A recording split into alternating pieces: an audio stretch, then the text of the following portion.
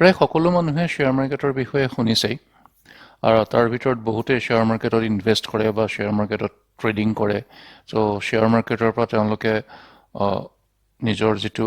পইচা আছে পইচাখিনি বঢ়াবলৈ যত্ন কৰে বা যিটো ছেভিংছ আছে ছেভিংছটোৰ পৰা বেছিকৈ ৰিটাৰ্ণ কৰিব বিচাৰে কিন্তু শ্বেয়াৰ মাৰ্কেটৰ ক্ষেত্ৰত সকলোৱে জানে শ্বেয়াৰ মাৰ্কেটটো অলপ ৰিস্কি তো বহুত মানুহে শ্বেয়াৰ মাৰ্কেটৰ বিষয়ে ভালকৈ নাজানাকৈ শ্বেয়াৰ মাৰ্কেটত ইনভেষ্ট কৰে বা তাত পইচা লগায় তাৰ পৰা লোকচান হয় এই শ্বেয়াৰ মাৰ্কেটৰ পৰা লোকচানৰ পৰা বাচিবৰ কাৰণে শ্বেয়াৰ মাৰ্কেটৰ বিষয়ে কিছু জ্ঞান থকা উচিত অলপ জানিব লাগে অলপ জনাৰ পাছত ডিচাইড কৰিব পাৰি যে শ্বেয়াৰ মাৰ্কেটত মই ইনভেষ্ট কৰিম নে মই ইনভেষ্ট নকৰোঁ বা মই ট্ৰেডিং কৰিম নে মই ট্ৰেডিং নকৰোঁ এইবিলাক বস্তু ডিচাইড কৰিব পাৰি ইনফেক্ট এনেকুৱা হয় যে বহুত মানুহে এইটোৱেই নাজানে যে ইনভেষ্টমেণ্ট কি বস্তু বা ট্ৰেডিং কি বস্তু বহুতে দুইটা একে বুলিয়েই ভাবে আচলতে শ্বেয়াৰ ট্ৰেডিংটো বেলেগ শ্বেয়াৰত ইনভেষ্টমেণ্টটো বেলেগ আৰু বহুতে শ্বেয়াৰ মানে কি এইটোৱেই নাজানে তো যিসকল মানুহে শ্বেয়াৰ মাৰ্কেটৰ বিষয়ে একেবাৰে নাজানে বা যিসকলে শ্বেয়াৰ মাৰ্কেটৰ বিষয়ে অলপ জানে কিন্তু এতিয়া ক্লিয়াৰলি জানিব বিচাৰিছে তেখেতসকলৰ বাবে মই কেইবছৰমানৰ আগতে এটা কোৰ্চ ষ্টাৰ্ট কৰিছিলোঁ কোৰ্চটোৰ একজেক্ট নাম হৈছে ষ্টক মাৰ্কেটৰ পৰা প্ৰফিট কৰক তো ইয়াৰ এইমটো এইটোৱে আছিলে যে আপুনি যদি শ্বেয়াৰ মাৰ্কেটৰ বিষয়ে একো নাজানে বা যিসকল মানুহে শ্বেয়াৰ মাৰ্কেটৰ বিষয়ে একো নজনাকৈ যদি তাত তেখেতসকলে পইচা খটুৱায় তেতিয়াহ'লে লোকচান হোৱাৰ সম্ভাৱনা বেছি লাভ নহয় আৰু যদি তাৰ বিষয়ে অকণমান জানি নিজৰ ৰিস্কৰ ওপৰত ডিপেণ্ড কৰি মানে ৰিস্ক প্ৰফাইলৰ ওপৰত ডিপেণ্ড কৰি তেখেতসকলে যদি ইনভেষ্ট কৰে তেতিয়া ইয়াৰ পৰা প্ৰফিট কৰিব পাৰি তো সেইটো কাৰণে মই কোৰ্চটোৰ নাম দিছোঁ ষ্টক মাৰ্কেটৰ পৰা প্ৰফিট কৰক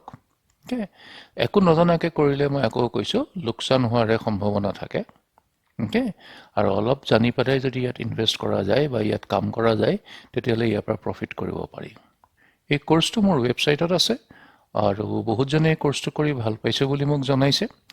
তো আপোনালোকৰ যদি কাৰোবাৰ এইটো কৰাৰ মন আছে তেতিয়া মোক জনাব পাৰে কমেণ্ট কৰি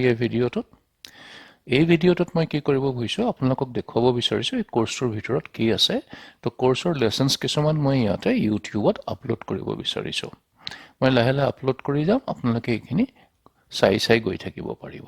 আৰু সেইকাৰণে আপোনালোকে চেনেলটো ছাবস্ক্ৰাইব কৰি ল'ব যাতে নেক্সট টাইম যেতিয়া মই আৰু এটা ভিডিঅ' আপলোড কৰোঁ বা মই যেতিয়াই ভিডিঅ' আপলোড কৰোঁ আপোনালোকে যাতে বস্তুটো দেখা পায়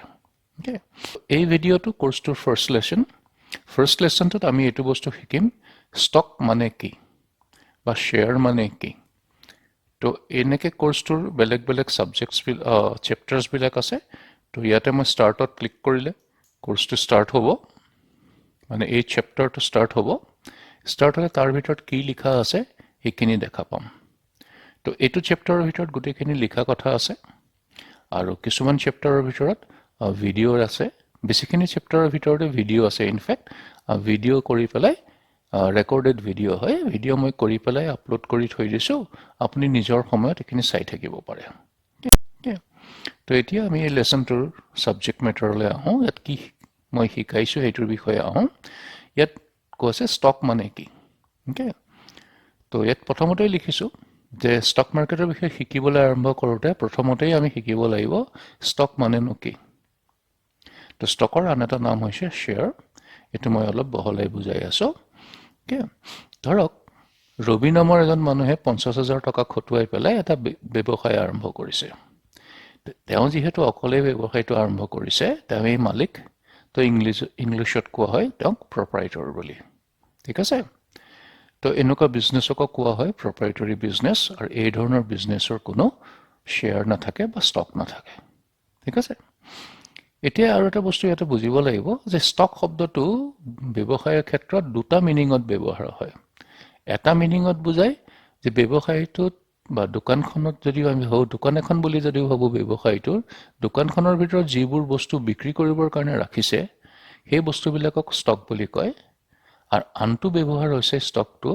যে এইটোক শ্বেয়াৰৰ হিচাপে বুজায় তো এই আলোচনাত আমি যেটো কৈ আছোঁ আমি যেতিয়া ষ্টক বুলি ক'ম তেতিয়া আমি শ্বেয়াৰৰ বিষয়ে বুজাম শ্বেয়াৰ মাৰ্কেটৰ শ্বেয়াৰৰ কথা ক'ম ঠিক আছে তো যিবিলাক ব্যৱসায় প্ৰপাৰাইটৰী বিজনেছ য'ত এজনেই মালিক তাত কোনো প্ৰপাৰাইটৰী বিজনেছ তাৰমানে প্ৰপাৰাইটৰী বিজনেছত শ্বেয়াৰ নাথাকে বেলেগ এটা চিটুৱেশ্যন লওঁ এবাৰ ধৰক শিখা আৰু অলি বোলা দুগৰাকী ছোৱালী মিলি পেলাই এটা ব্যৱসায় আৰম্ভ কৰিলে দুয়ো 50,000 টকা দি পেলাই এইটো মূলধন খটুৱালে খটুৱাই পেলাই বিজনেছ এটা আৰম্ভ কৰিলে তো এইটো ধৰণৰ বিজনেছত যেহেতু দুজনে মিলি পেলাই কৰিছে তাক পাৰ্টনাৰশ্বিপ বিজনেছ বুলি কোৱা হয় তো দুজনেও কৰিব পাৰে তিনিজনেও পাৰ্টনাৰ হ'ব পাৰে চাৰিজন পাঁচজনো পাৰ্টনাৰ হ'ব পাৰে এনেকুৱা পাৰ্টনাৰশ্বিপ বিজনেছ বুলি কোৱা হয় এই পাৰ্টনাৰশ্বিপ বিজনেছতো কোনো ষ্টক বা শ্বেয়াৰ নাথাকে ওকে এবাৰ ধৰক অজয় বোলা এজন মানুহে ব্যৱসায় কৰিম বুলি ভাবিলে তেওঁক দেখিলে তেওঁক ব্যৱসায়টোৰ বাবে 10 লাখ টকা লাগে কিন্তু তেওঁৰ হাতত মাত্ৰ 6 লাখ টকাহে আছে এতিয়া যেহেতু তেওঁৰ হাতত মাত্ৰ 6 লাখ টকা আছে তেওঁক আৰু 4 লাখ টকা লাগিব এই 4 লাখ টকা তেওঁ বেলেগ বেলেগ ধৰণে যোগাৰ কৰিব পাৰে তেওঁ লাগে কাৰোবাৰ পৰা ধাৰ ল'ব পাৰে বেংকৰ পৰা লোন ল'ব পাৰে ঠিক আছে তো এনেকুৱা বেলেগ বেলেগ ধৰণে তেওঁ এই 4 লাখ যদি যোগাৰ কৰি লয় তেতিয়াহ'লে তেওঁৰ হাতত থকা 6 লাখৰ লগত 10 লাখ হ'ব তেওঁ বিজনেছটো কৰিব পাৰিব কিন্তু এই দুটা উপায় নহয় পেলাইও তেওঁ এটা কাম কৰিব পাৰে এইটো উপায় হৈছে তেওঁ এটা কোম্পানী খুলিব পাৰে এই কোম্পানী খোলাৰ পাছত তেওঁ যে বিজনেছৰ কাৰণে 10 লাখ লাগে এই 10 লাখ টকাটো তেওঁ 1 লাখটা ভাগত ভাগ কৰি দিব গতিকে 1 লাখটা ভাগত যেতিয়া 10 লাখ টকাটো ভাগ কৰি দিব এটা এটা ভাগ হ'ব কিমান 10 টকাৰ এই এটা এটা ভাগক কোম্পানীটোৰ শ্বেয়াৰ বা ষ্টক বুলি কয় বুজি পাইছে সো এই যেটো অজয় কোম্পানী খুলিলে এটা এটা শ্বেয়াৰৰ দাম হৈছে 10 টকা কোম্পানীটোত মুঠতে কিমানটা শ্বেয়াৰ আছে 1 লাখটা শ্বেয়াৰ আছে তাৰ পাছত কি কৰিব এই 1 লাখটা শ্বেয়াৰৰ 60,000টা শ্বেয়াৰ তেওঁ নিজে কিনিব 10 টকাকৈ কাৰণ কিমান হৈ যাব এটো 6 লাখ তাৰ হাতত 6 লাখ টকা আছিল তো তেওঁ 6 লাখ টকা ব্যৱহাৰ কৰি পেলাই 60,000টা শ্বেয়াৰ কিনিব 10 টকাকৈ তেওঁ 6 লাখ তাত ইনভেষ্ট হৈ গ'ল ঠিক আছে তাৰ পাছত তেওঁ কৰিব কি বাকি যে 40,000 শ্বেয়াৰ আছে এই 40,000 শ্বেয়াৰ তেওঁ বেলেগ বেলেগ মানুহক বিক্ৰী কৰিব বিচাৰিব ঠিক আছে এতিয়া তেওঁ যেটো বিজনেছ কৰিব বিচাৰিছে এই বিজনেছটোৰ ওপৰত আস্থা থকা মানুহে এই শ্বেয়াৰবোৰ কিনিব তাৰমানে কোনোবা মানুহ আছে যোনে ভাবিছে যে অজয়ে যেটো ব্যৱসায় কৰিব লৈছে এই ব্যৱসায়টো ভাল হ'ব ইয়াৰ প্ৰফিট হ'ব গতিকে মই তাৰ অলপ পইচা ইনভেষ্ট কৰো কেনেকৈ ইনভেষ্ট কৰিব তেওঁলোকে শ্বেয়াৰ কিনিব তেওঁলোকে 10 টকা দি এটা এটা দামৰ শ্বেয়াৰ কিনিব তাৰ কোনোবাই 100টা কিনিলে কোনোবাই 500টা কিনিলে কোনোবাই 1000টা কিনিব কোনোবাই 10টাও কিনিব পাৰে 10টাও কিনিব পাৰে তেনেকৈ মানুহখিনি মিলি পেলাই শ্বেয়াৰ কিনি পেলাই ধৰক এই গোটেই 40,000 শ্বেয়াৰ যে বাকি আছিলে গোটেই 40,000 শ্বেয়াৰ বিক্ৰী হৈ গ'ল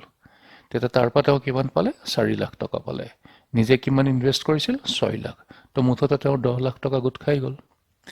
এই 10 লাখ টকা গোট লৈ পেলাই তেওঁ নিজৰ ব্যৱসায়টো আৰম্ভ কৰিব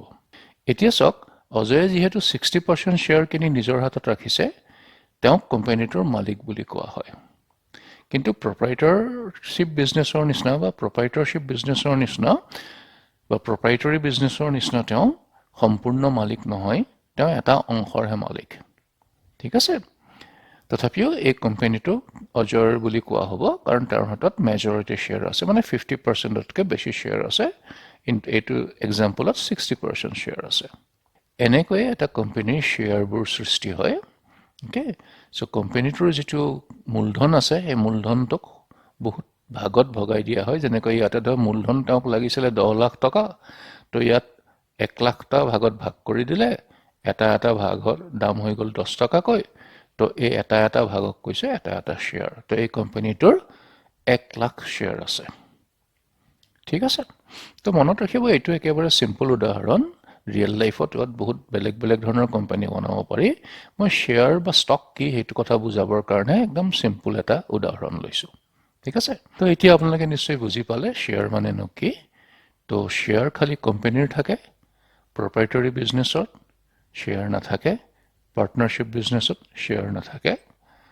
কোম্পানীবিলাকৰহে শ্বেয়াৰ থাকে এই শ্বেয়াৰবোৰ কিনা বেচা কৰিব পাৰি আৰু কেনেকৈ কিনা বেচা কৰিব পাৰি ক'ত কিনা বেচা কৰিব পাৰি সেইটো আমি বেলেগ এটা লেসনত শিকিম আজি এই লেসনটোত আমি এইটোৱে শিকিলো যে শ্বেয়াৰ কাক কয় বা ষ্টক কাক কয় ঠিক আছে তো আজি এই ভিডিঅ'টো ইমানেই যদি ভিডিঅ'টো ভাল পালে তলত লাইক কৰি দিব